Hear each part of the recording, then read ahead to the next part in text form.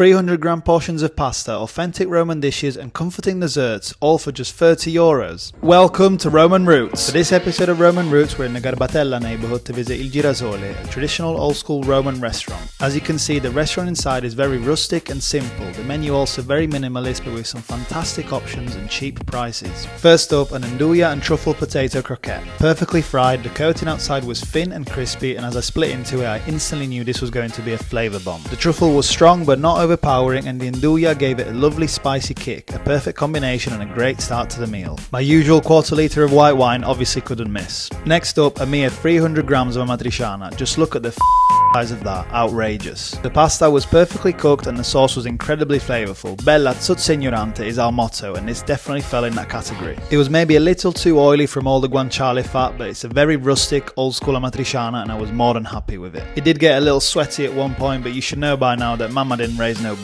My only slight criticism is that there was no crispy guanciale, but still an outrageous amatriciana, more than worthy of a scarpetta, of course. Next up, pollo alla cacciatora. As you can see, a very rustic plate of food, but the flavours were incredibly good. Seasoned perfectly, all the aromats came through and the meat was tender and succulent. A very good pollo alla cacciatora. To finish off in style, a nice piece of homemade apple cake. A very good choice. The pastry itself was good, fragrant and crumbly, and the apples on top were cooked perfectly and had a lovely balance of sweet and sour. My final bill for all that food and drink was just €30. That is exactly what I'm talking about. Il Girasole gets a solid 9.5 out of 10. It would have been a 10 out of 10 if the amatriciana had some crispy bits of guanciale. Hope you enjoyed this episode of Roman Roots, and I'll catch you in the next one.